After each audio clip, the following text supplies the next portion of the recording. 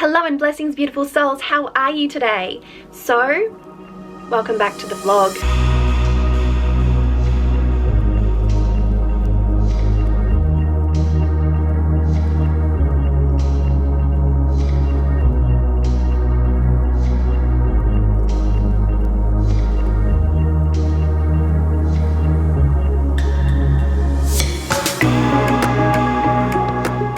So it's a little bit windy out here. I don't know how much of the wind is going to affect the camera here. But today I wanted to talk about my practice in a way that sort of fits inside my lifestyle. So as many of you know, I live off-grid in a tiny home in southern Tasmania. I'm on 28 acres. It's forest all around. Everything's green. We have solar panels. We have rainwater tanks aplenty, like these ones here. My solar panels are up that way. I'm sure I've shown them before. But having a small space can sometimes present a challenge as far as my witches setup goes. And I know that this is something that others struggle with as well, not necessarily because they live off-grid in a tiny home, of course, but because sometimes they share space with other people. Sometimes they're in apartments that are small, limited space, and all of those types of things. And as someone who has always been really organized and likes things to be beautiful and likes things to be separated and well laid out, I've had to release a lot of that kind of OCD aspect because I am in a small space. I have to cram everything into all the nooks and crannies. So it is what it is now, and I have found that since I've bought some of my daily practice items down from my witch's cottage so that I can have them here in the place that I spend most of my time and eat and sleep. I wake up in the morning and I wanted to be able to do daily practice without having to leave the house and go up to the top. I wanted to be able to include daily practice into the mornings that I have with my children as well, and it was something that I wasn't able to do because I kept everything up the top in my cottage where I do all of my readings and most of my recordings. But lately I've just been bringing things down, and I've got shaker jars down here, I've got sprays, I've got incredible little bits of pieces of witchy items, tools, call it what you will, that have just made an epic amount of difference. There's a simplicity to this that I cannot emphasize enough. There's no beautiful backdrop. I have candles sitting in front of my first aid kit. I have statues on my windowsill. I have oils in my bedroom right next to my computer. I have, boxes and boxes stacked up in my sunroom with lots and lots of things that I can sort of access and use therein. I've got sprays down here, I've got incenses down here, I've got candles that I can put in specific places, but of course if I'm burning my white candle, like I do in the morning for my daily practice, because that's my spirit and ancestor candle, then on Thursdays I take that down and I put my green candle for Ashtosi and prosperity up the top there, and I've just got this. It just feels good. It just feels so good. It really just feels simple. It feels easy. It feels accessible. It feels non-convoluted. I don't feel like I have to arrange things in the same way as I do up the top. There's just like an aesthetic that I seek up there that's totally different. Here, it's not about aesthetic, it's about functionality. It's about usability. It's about accessibility. It's about nothing more than making it easy for me to just do what I need to do without having to worry about where I'm putting things so much as how I'm using them. So I might have 4 different sprays tucked in 4 different places, but I know where they are and I know that I'll use them, and so it's just become such a peaceful, easy experience down here. It feels far more homestead, home and hearth magic down here than it does up to the top there.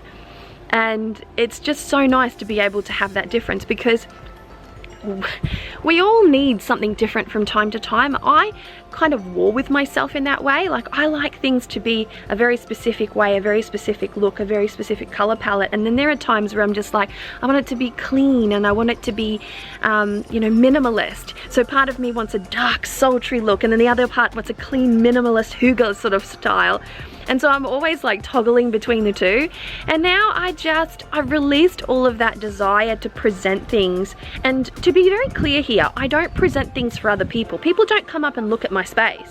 This is for me. This is how I express myself in that way, in the way that I lay out and design and have everything up there. But down here, it's all about functionality.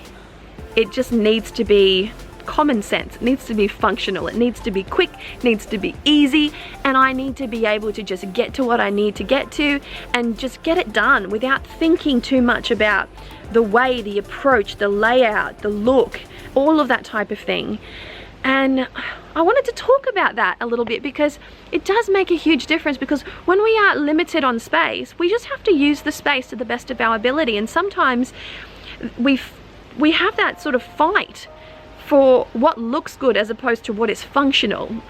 I'm not saying that that's the case for absolutely everyone, but I myself know that I like to set up an altar in a very beautiful way. I'm pretty excessive when it comes to that. That's just my style. That's just how I do it. But I can sometimes get very locked into things. Things become, I don't know, they become, what is the word? They become kind of set in stone. They become really traditional in that way. I have a very traditional way that I set up my altar. I've been doing that sort of thing for years. And the way that I like to lay out my space and the way that I like to create my sacred spaces and things like that, and put my magical items. Whereas down here, my magical items just bleed into everything else. It's just a glorious, delightful, functional, accessible mess. And I love it. I absolutely love it. Because now that I've released some of that pedantic need to structure everything in a specific way. I'm a Taurus, by the way. This is something that I do to myself. It is something that I do to me, and nobody's forcing me to do this. It's just something that I do for myself. But now that I've released that, I practice every single day, 6 or 7 times a day. I'm in there, I've got my Palo Santo in the morning. I light my spirit candle in the morning, just doing this. I'm lighting my stick incense because I don't use stick incense for ritual. I don't know if you knew this, but stick incense is not something that I typically use for ritual. It's something that I use for fragrance, specifically fragrance. But I like my fragrance. The scent of the incense sort of lifts my spirits, so it does have a positive effect on me. Then I spritz myself with all of my sprays. I hold some crystals. I maybe journal a little bit. I definitely say a little petition, a little spoken word petition, a little spoken word charm, and I anoint myself with Florida water and whatever other oil I feel like working with on that particular day, and it's all there, it's all mixed in. So my oils are mixed in with my facial oils, and so they're in a functional place, and I'm used to going there to use oils, so I put my oils where I usually use my oils. Does that make sense? So I've got an array of facial oils that I use in the morning and in the afternoon. So I put my magical oils next to my facial oils, and now I just use them all of the damn time. It is such an amazing feeling.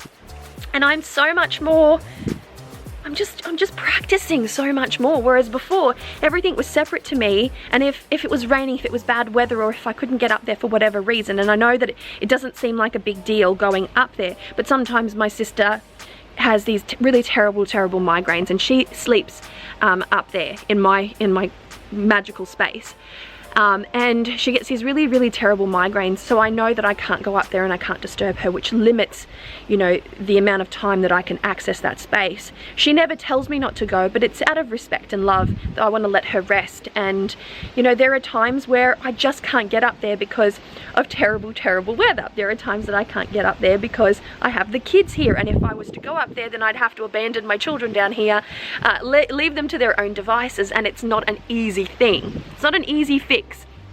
So bringing things down here and just shoving them in places that make sense to me is awesome. It's just all mixed in.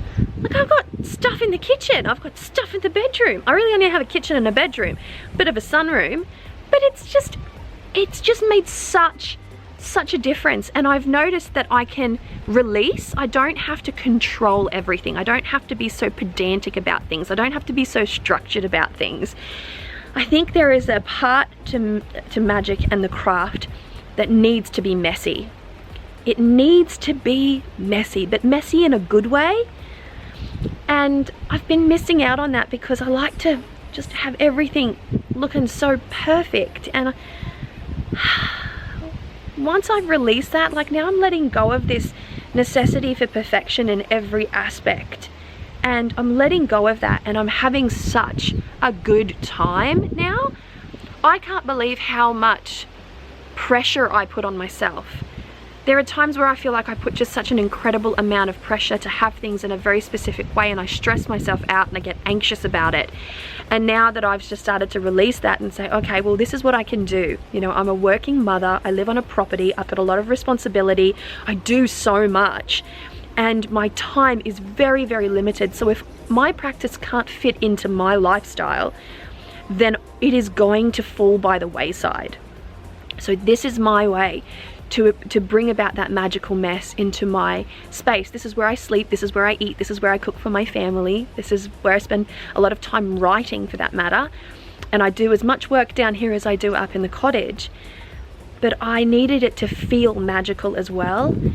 And there was a time there where it was completely separate. There was no magical ephemera down here at all. And everything was at the top there, and now it's just slowly bled into this space, and it just feels so good. And I wanted to share this with you just in case you too are one of those types of people that put a lot of pressure on yourself to arrange things and have things and create things in a very specific way, and you can sometimes get carried away and it sucks the joy sometimes out of it. I'm not saying all the time. I like the aesthetic side of it, but too much of it sucks the joy. And I want things to be accessible. I don't want them to feel and look so perfect that I don't want to play. I don't want to play with my magic. So bringing everything down here and just like tucking them haphazardly, it's just the best. It's the best. And so I encourage you to bring an element of practicality, accessibility, groundedness, messiness into your practice, into your space. For people who are practicing in areas where their family might not really know about their practice, this is a great way of doing things because not everything is condensed in one place. So you might have a beautiful spray in one corner, tucked in with your beauty bits and pieces if you have a skincare or a beauty regime, if you're one of those people, or just put on your bedside table with that look of an atomizer, you know, air freshener kind of thing. You might have some crystals tucked into your pillow. You might have some petitions tucked underneath a plate that has a candle, a really nice looking scented candle, but there could be a petition there. You might be able to add a few drops of oils and put the oils somewhere in your vanity. And you know, there are so many ways to conceal your practice, but still to practice, and to have all of these concealed items, or these items just placed in random places around your home that enhance your magic, that enhance your ability to practice, your desire to practice, that enhance your inspiration, and that it's just about that access, that easy access. The more you have access to, the more you will use. When you put things out of sight, or when you arrange things in a very particular way, it feels sacred and it feels beautiful and it feels awesome. But you might not be the type to touch that a lot. Whereas when you release some of that control, when you start to just put things in places where they're, you know, very easy to access and they're not arranged in any particular way, so you're not worried about messing it up, then you're going to reach for that thing time and time and time again. So it really does have a positive impact on the practice. And yeah, just a little chat that I wanted to have with you, just in case, because I know this has been a rough year. Lots of people have been inside, and I've been speaking to some of my Coven sisters that have had to conceal their elements of their practice because family have had to move in, or because family have, you know, visited a lot more because of everything that's going on. And so I thought this would be a great little chat to have, especially if you're a little bit OCD, especially if you're a little bit like structured, bit Virgo, detail oriented, structured, all that kind of good fun stuff. So, nice fun easy chat for today's vlog. Hope you're doing well, beautiful souls. Look after yourselves and I'll chat to you soon. Mwah.